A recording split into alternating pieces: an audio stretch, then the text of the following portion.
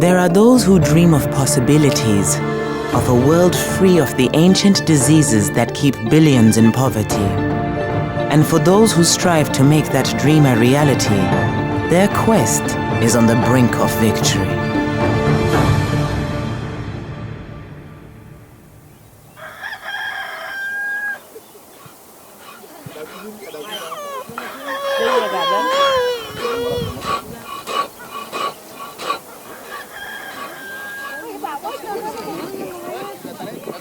I take the Guinea Worm personally because I think we are very close. We have come down from many cases to just very few. The other thing that I take also personally is that there are people who continue to suffer. For the individual who is suffering, it's a tragedy. For the family, it's a real problem.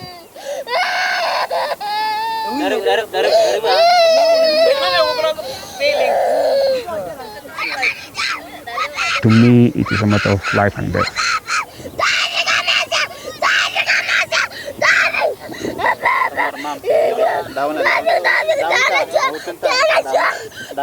Mama down.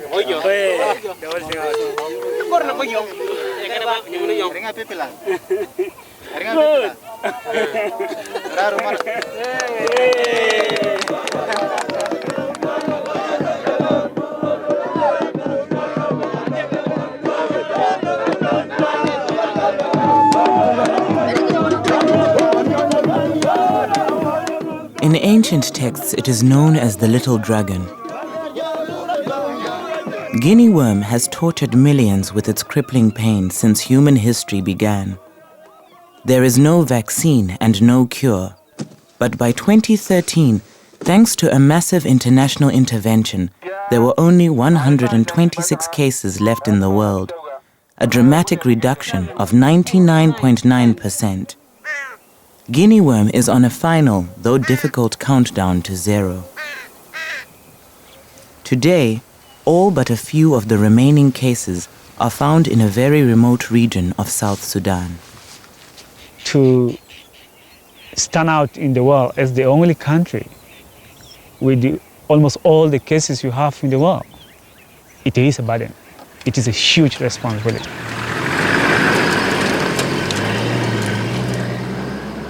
We know where the problem is. We know what needs to be done. It is just a matter of doing it.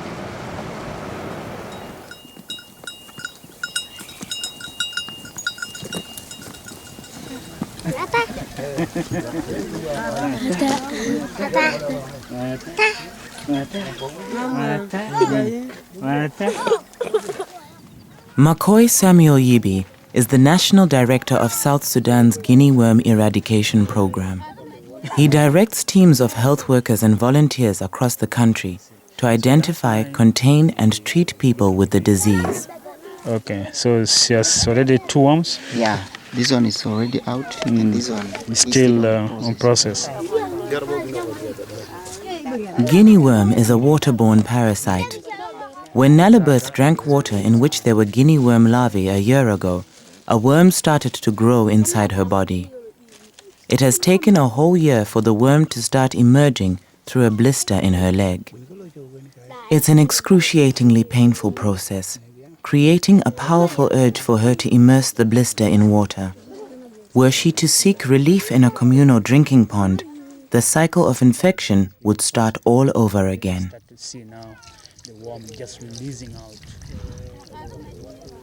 We create an environment to encourage the worm to release its larvae. So, as you do that, the volunteer try in a very careful way to roll out the worm. As you continue to massage, the site of the worm emergence is next to the knee, and that's why people have to handle it with the extra care, because should there be a breakage to the worm, infection can ensue, and that's how many people get complications that can have lifelong effect, like deformities. Excellent. And continue to drip water on that. That's right. Good. Are we seeing something? A little bit coming. Beer. Try different directions. Okay. You see, releasing larvae. If you can do this repeatedly, you would have allowed the worm to release most of its larvae. At that point, you will just have a sac without anything that can be of risk of contaminating water sources. But at the end of the day, as you do this also, you encourage the extraction of the worm. And in the process of releasing and water, the worm actually, with the massaging, you can actually continue to pull out the worm slowly, and you may end up pulling out the worm in one piece. She's now saying the pain is mostly localized in this part, so it can even decide to come out from there.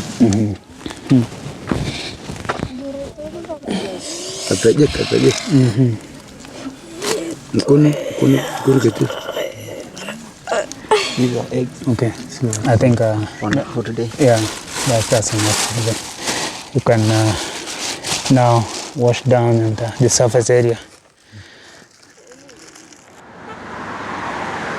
To all but those who suffer from it, Guinea worm is an obscure disease that has remained largely off the radar. But in a different part of the world, it has captured the obsessive interest of another scientist. This is a horrible beast that has this life cycle where it has to cause excruciating pain. That's diabolical. I'm a curator in the Division of Invertebrates here at the American Museum of Natural History in New York City.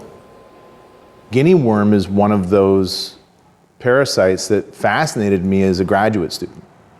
I've never seen it alive. I've never seen it in the wild. And it's been with humanity for thousands of years. And there are some very interesting questions that need to be answered. Why is this meter-long parasite painless for up to a year, living inside somebody's leg or arm or other tissue, and then only when it needs to, only when the parasite needs to finish the cycle and get back into the water and release its larvae, only then does it create this excruciating blister. In 1986, when little was known about Guinea worm even in countries where it was prevalent, the disease was brought to the attention of former US President Jimmy Carter. This was a terrible vacuum in the healthcare for literally hundreds of millions of people. So we decided that we would take it on as a project, not knowing the extent of it, not knowing where it was, not knowing really at that time how to address the problem. When his philanthropic organization set out to measure the extent of the disease, it found 3.5 million cases occurring every year amongst the world's most remote and neglected people. Guinea worm was found in Pakistan, India, and Yemen, but it was in a belt across sub-Saharan Africa that it had the gravest impact.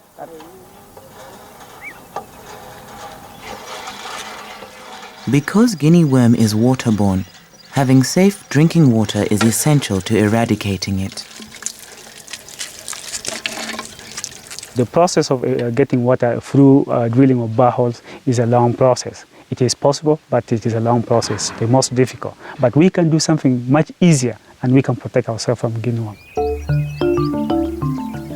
And the first step to providing protection is to let people see for themselves what swims in the water they drink.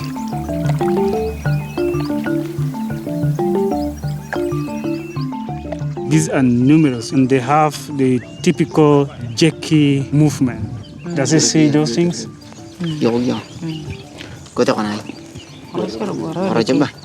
Okay, now tell her. Okay, she's refusing to drink this water because of those water fleas. So tell her that if people don't filter the water and then they actually drink the whole thing. You see this water?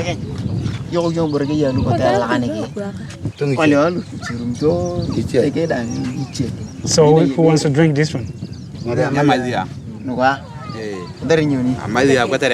So why are they refusing? They're all refusing just because they have seen these live things, and so it is what is bringing them to get Guinea. So that is exactly what they would drink if they don't use filter. A reed with a membrane stretched across one end was the inspiration for the pipe filter, an idea that came from the Tuareg nomads of North Africa who had been using it for years. And the Norwegian government made us 9 million of these pipe filters. We sent the pipe filters into South Sudan. Pipe filters were ideal for nomadic people, but longer-lasting cloth was needed for filling buckets and jerry cans. President Carter approached a manufacturer of parachutes for money. What he got was more than what he had bargained for.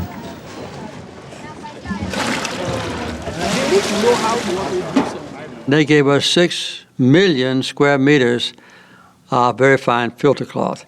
And that was the basis on which we went into the villages and taught them what caused the disease and told them if they would strain every drink of water through that filter cloth that they could get rid of guinea worm.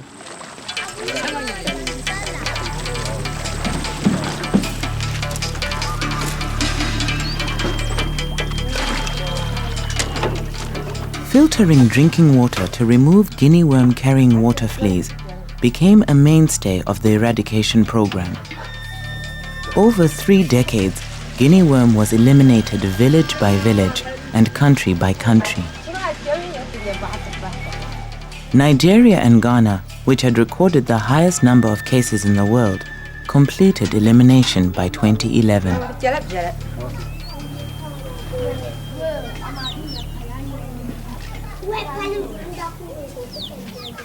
It's quite possible that 2 years from now, I won't be able to get one of these worms. In fact, with any luck, that'll be the case. So this is one of the last opportunities that anyone will have, that I will certainly have, in order to get one of these parasites live and to preserve it in a way that work can be done on it.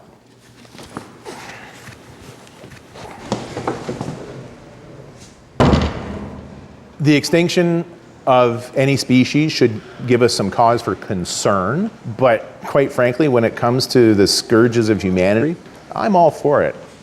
But I think we should study them while we can.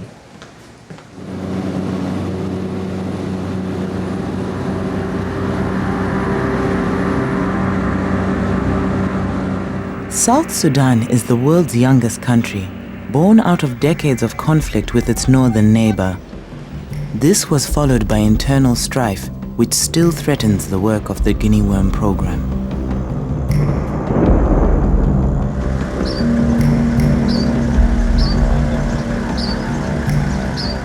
Dr. Mark Sedal has joined McCoy in South Sudan. It will take 2 days of hard driving under armed guard from the capital to reach Mogos, only 230 kilometers away.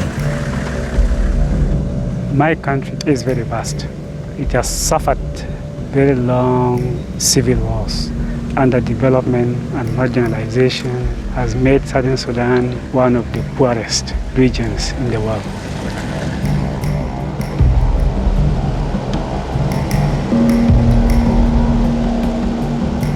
The bad infrastructure makes it very difficult to reach the remote areas, which happen to be the most endemic.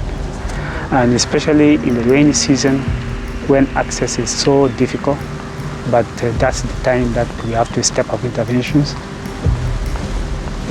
The reason we're going in the rainy season is because of the life cycle. The water fleas come out and when there's water. So water is central to the life cycle.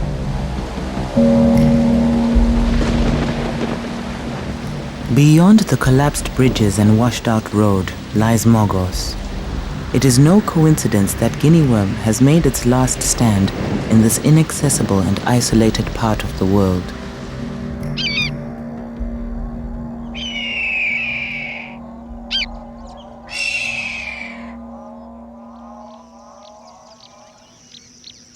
These are actually communities that are the most neglected.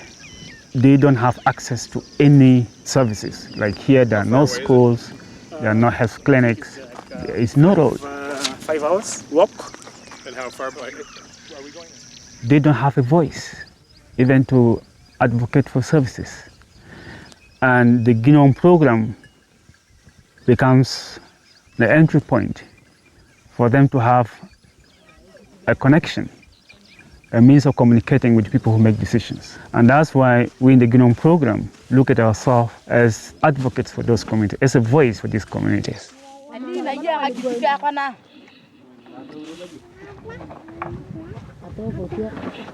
This is where it's going to end. This is the place right here where it's going to end. These are the people who are going to solve this problem once and for all, just like the Nigerians solved it in Nigeria and the Ghanaians solved it in Ghana.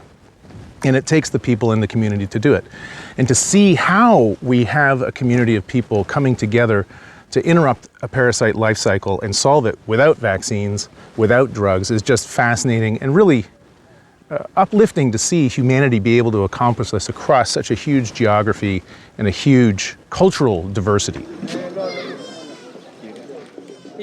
Awareness about the cause of the disease must be universal across endemic areas. People have lived with Guinea worm for thousands of years and understand its scourge with a certain fatalism. Does he know how he got Guinea worm? Does he know how?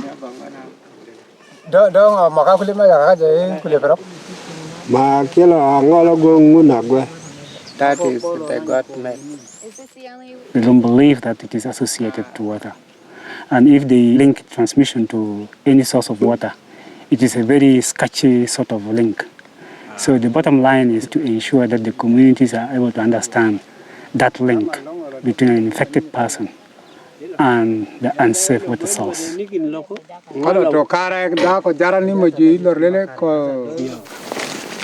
Tara Brandt has spent 6 years under McCoy's leadership working for the Guinea Worm Eradication Program in some of South Sudan's remotest regions. Does she know how? Does she know how she got Guinea worm?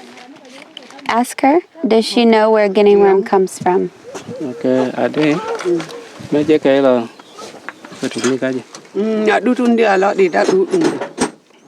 So I want to ask her, how did the Guinea worm get into Kusei?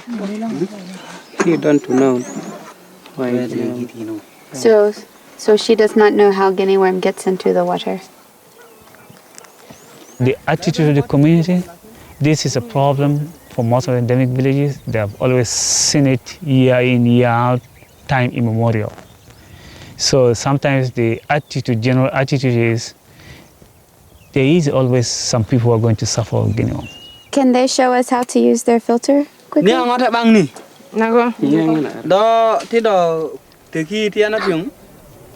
It's through meticulous attention to every single detail that villagers are brought around to protecting themselves and each other from infection. She needs to first rinse this with the clean.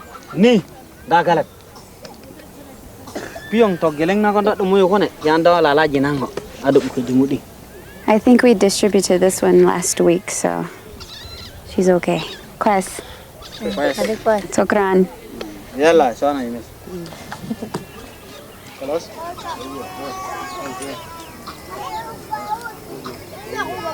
In this endgame with Guinea worm, confining people in a camp away from any water source is proving to be effective in Mogos. What happens here is that if somebody presents with a blister in their community, they're brought here and then they're treated until the worm emerges. And so we know that this particular strategy works. If you just get people to, number one, filter the water they drink. Number two, don't go back to water when they've got a worm coming out. You've now broken the cycle in two different places, and you don't have a circle, you have two half circles, it's not complete. We know that if they're here being treated, they're not going to enter water because we're providing water for washing and all of those things. We will keep them until their worms emerge. Maybe they go in and have multiple worms. So we have to keep them here until all of those worms have emerged and have been removed, and until all of their wounds heal. There are 7 confirmed and 15 suspect cases of Guinea worm at the containment center. One confirmed case is 9-year-old Nakal Logolia, who arrived here by herself more than 2 weeks ago. She's never been kept away from her family before.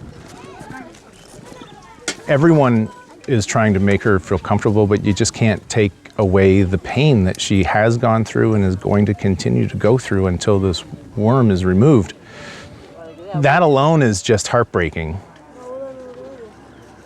This unbelievable pain has been going on for hundreds of thousands of years, if not a million years, across an enormous landscape with children and adults and mothers and brothers and sons, and that it's all about pain is just unbelievably tragic.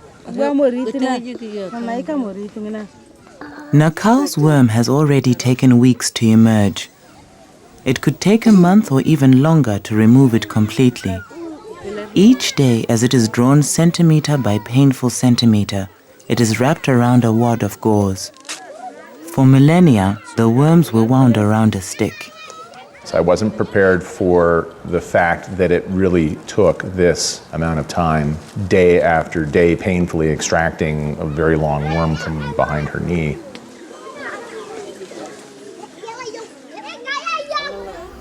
We have nurses and case containment center managers who are trained to treat all of the cases and all of the suspects. We provide 3 meals a day. If a mother is a suspect or a case, then she's allowed to go to the case containment center with her children. We have sheets and bed mats. We try to make it nice for them so that they'll want to stay there.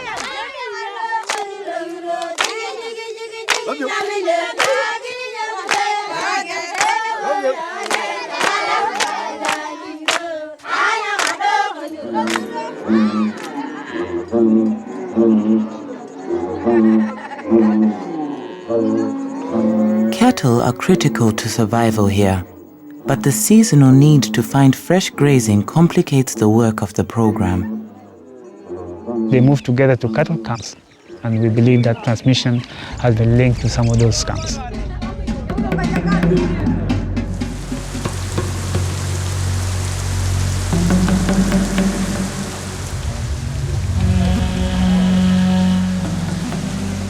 McCoy receives news that a cattle raid by one clan on another to the north of Mogos has left 120 casualties.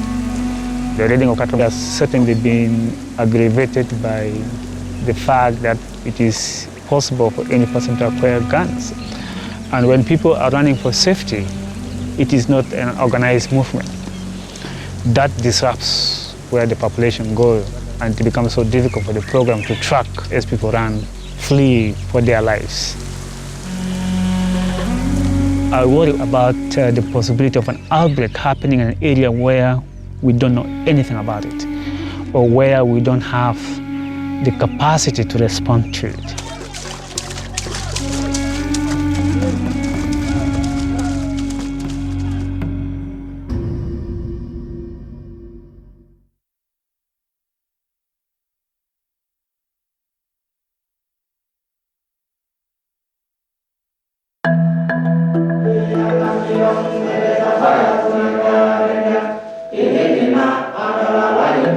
South Sudan is on a countdown to ending Guinea worm, a disease which causes excruciating pain as a meter-long worm emerges from an affected person.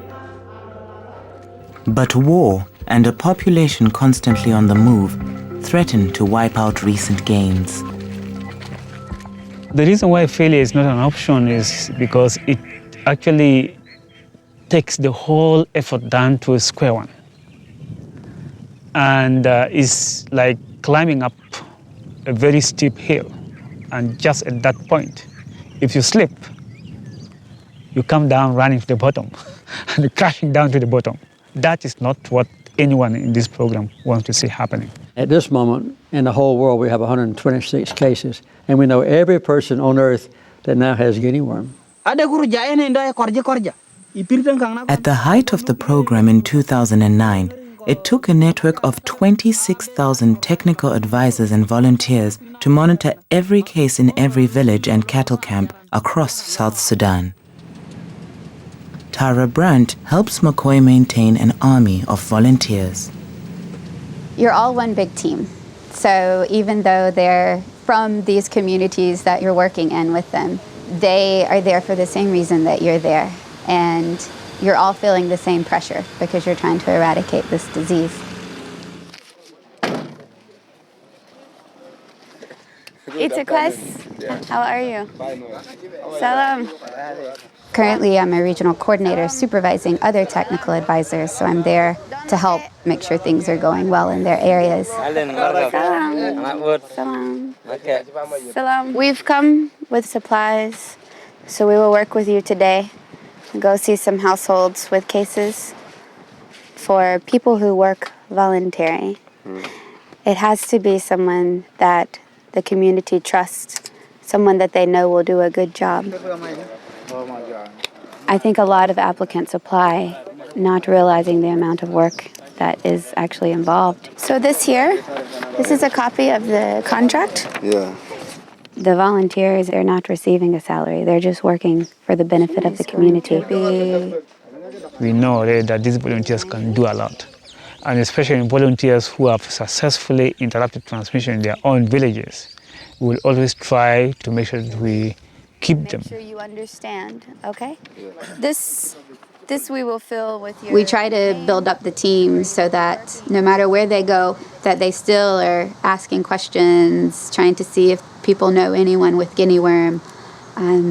If they see someone limping, they immediately will ask that person, why are you limping? Do you have any swelling? So you're constantly asking these questions so that you don't miss something happening. A vigilant volunteer has spotted a herder limping into Mogos from a cattle camp and brought him to the containment center.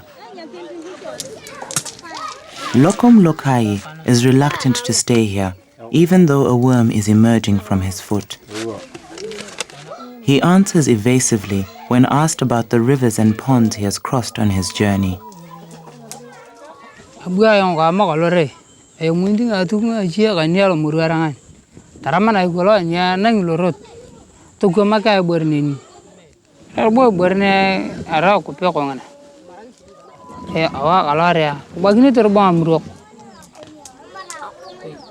very worried because this is the first case from a village where we least expect cases to appear. Secondly, the case was not detected before the worm emerged.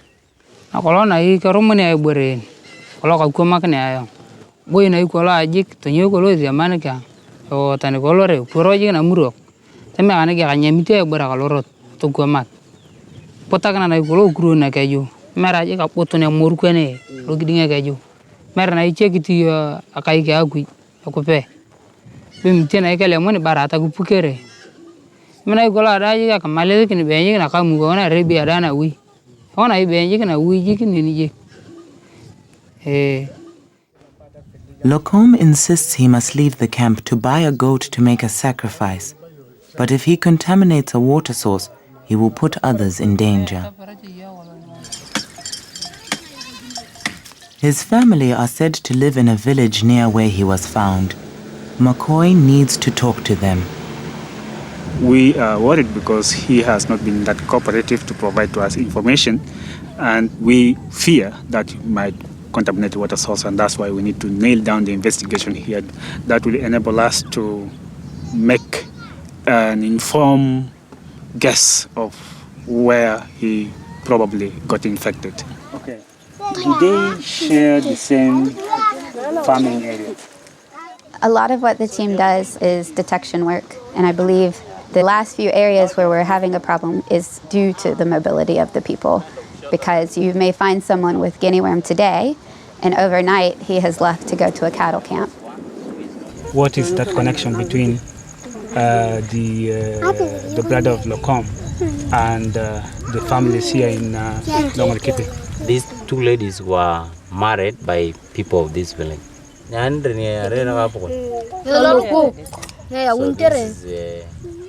Sometimes you really need to get information from different people to see the gaps and try to determine what makes sense.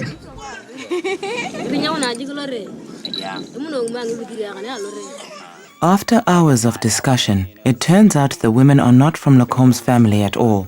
In fact, they don't even know who he is. So it's back to square one for the team, but McCoy betrays no sign of frustration. One thing that actually have a direct influence on my life personally is that I realized that working with these communities, I really don't have a reason to complain because they have nothing. At least I have something. And so it has actually helped me to be able to be contented with the little that I have, because there are many, many out there who doesn't have anything. Guinea worm is a disease of poverty that keeps people in poverty. More than 50% of the cases are among female. And in these communities here, women are really the breadwinners. They tend the gardens all day.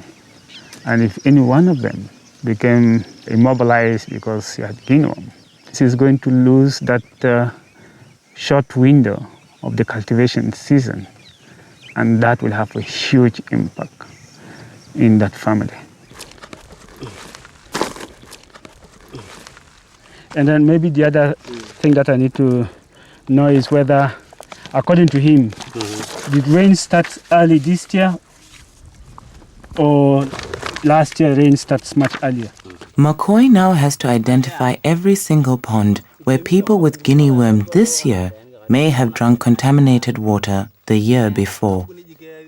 It seems an impossible task, but technical advisor James Namuyai has been painstakingly recording crucial data over the course of the year. It seems like these villages here somehow have connection with that location where we had the outbreak last year between March and April. The only way to find out is to start walking.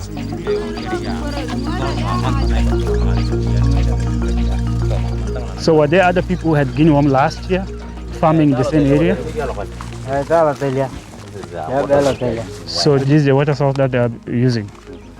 So at least we know that even though the people from various farms are using this stream, the cases in 2012 are only restricted to the people who are farming on this side. Okay, now we'll determine if there are other water sources that might be used only by those farming from the other side. Every detail in the landscape can be read as a narrative. If water collects in this depression, many other people will use it because it is along a path that people use, right? His understanding is these water sources strictly used by those who are farming nearby. By piecing together local information, McCoy tries to home in on every possible contamination point. Excellent. What was this?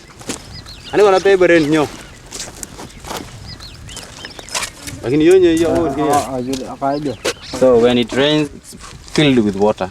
So if this one fills up, do they sometimes drink from it? There's no way a person can leave this nearby water and go for that which is far. These depressions can be a real problem. So it's good that you are picking up these possible sources of transmission, especially when they are filled up with water.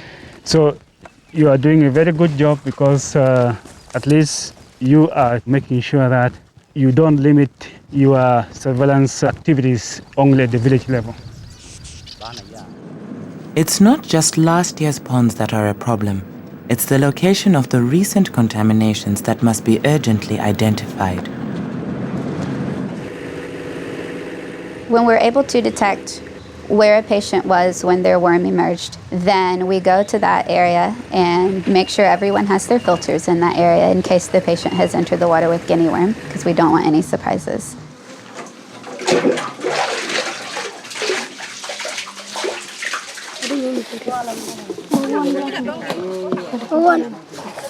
Because this, Majeke, this.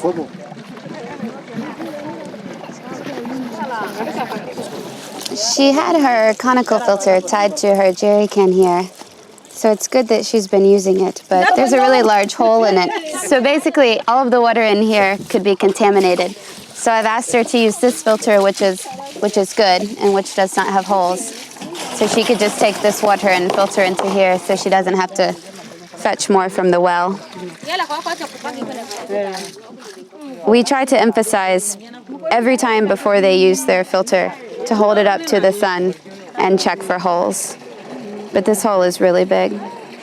And anytime we find filters with holes, we destroy them and we don't give them back.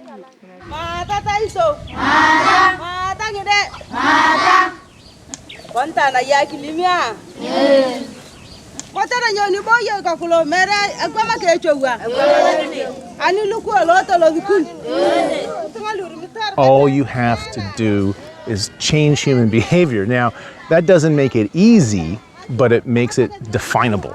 And then it's just a matter of creating the will and finding the right culturally sensitive ways to encourage people to change behavior about filtering water, about what to do if you have the symptoms, for example, not go into the water, and to bring a lot of peer pressure really to bear. Because as we know, peer pressure can be a powerful thing.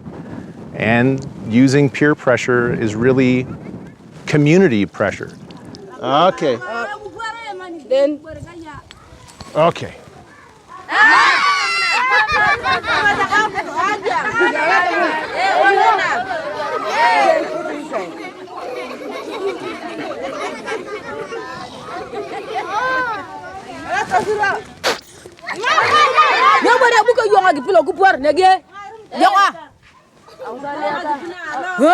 What did she say? She's saying you are contaminating the water. No, I went over to the water's over here. Away. Oh, I have to move away from the water. Yeah.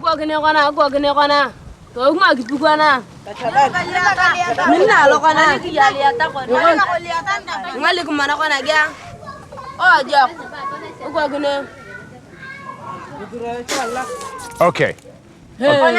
I'll try one more time. Now move away.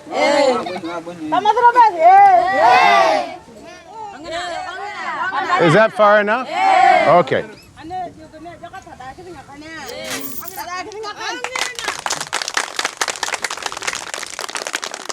It's been calculated that since 1986, the year the Guinea worm eradication program began, 80 million cases have been averted. You get to a situation where you find small kids going after goats, and then you see that they are wearing a pipe filter. This is very powerful. It actually gives you a consolation, even at the point when you are exhausted and you are thirsty, and it gives you satisfaction of the sacrifice that people have made.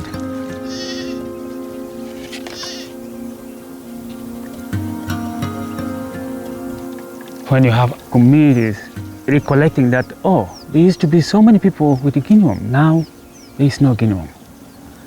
It is reassuring, it pays off. We are seeing change happening. People actively contributing in a way of mobilizing the communities so they prevent those with the Guinea worm from entering water sources.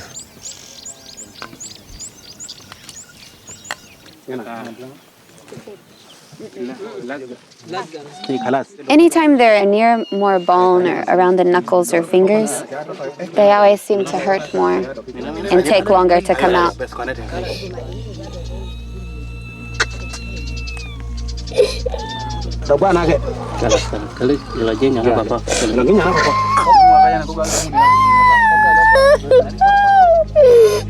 it stopped? We don't want to break it, so. It broke. It broke?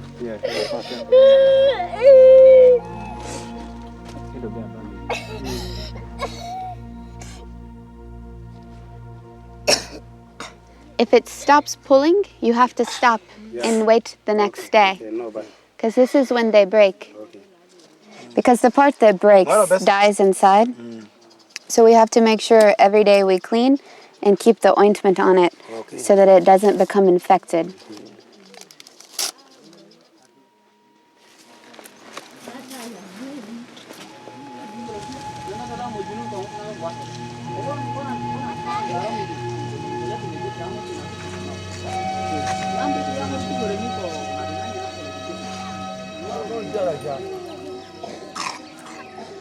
We try to engage different people to interact with that young man so that at least we're able to compare the information we are getting from different people. It's very stingy in providing information. And then it leaves you with the feeling that probably you're not getting the whole truth.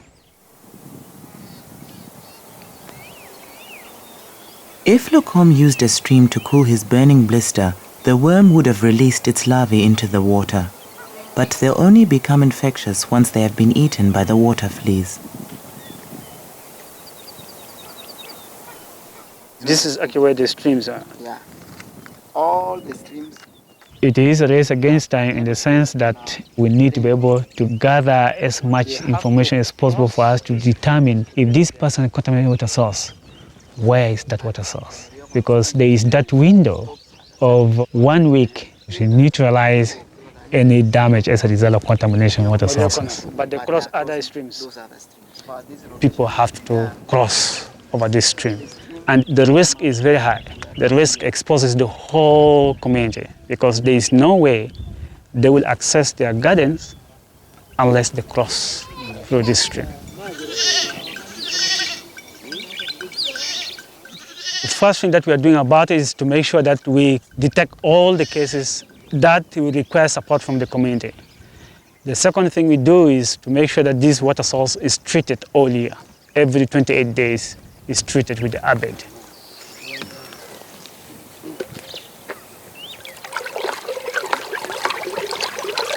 Abate makes another break in the cycle of the disease.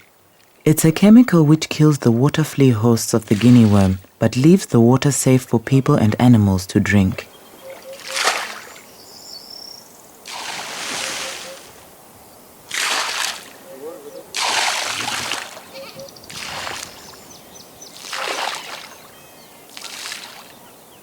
Which were the water sources they were using last year? Yeah. In their simplest situation, these communities can do a lot of things to help themselves if they are given the opportunity to know what needs to be done and how they can do it.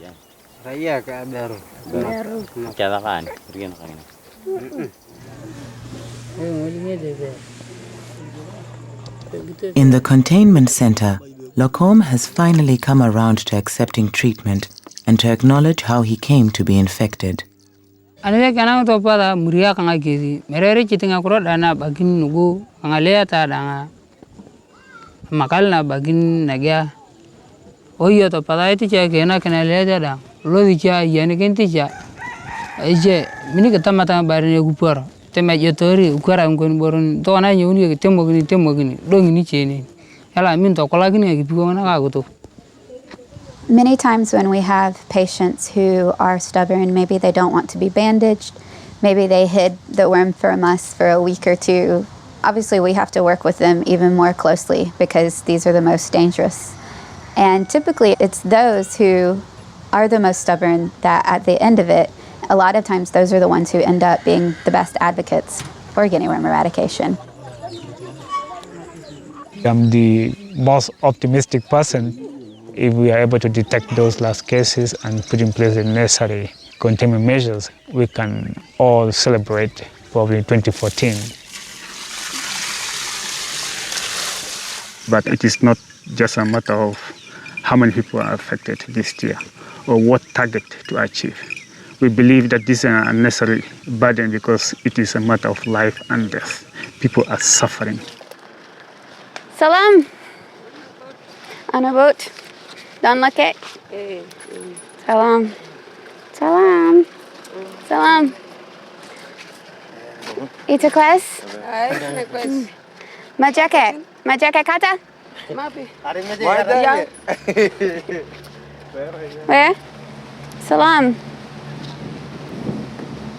Ita class? So he was bandaged when we were here on Saturday? No.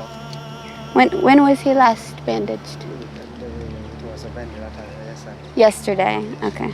But not yet today.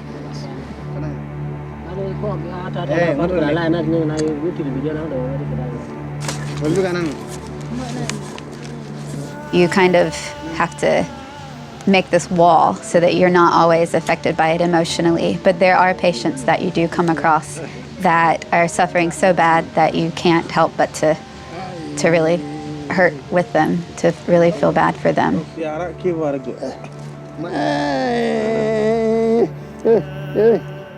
And those are times that the job is most rewarding, because you know this is what you're here for. You're here to help stop this from happening to these communities.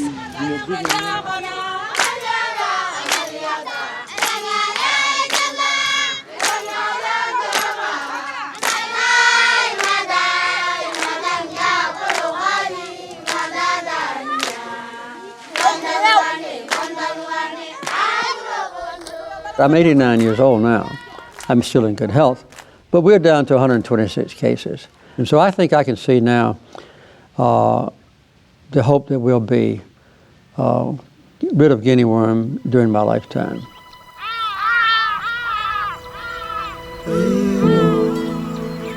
It's day 16 of Nakal's treatment. Every day, twice a day, she knows the ordeal she must face.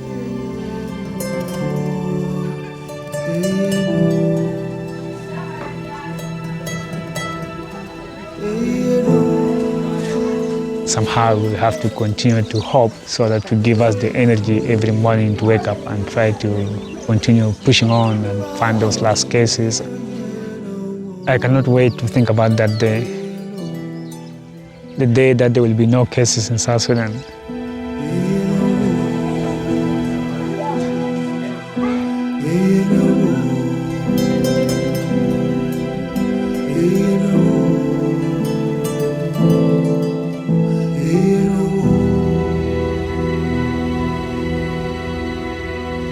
Hey.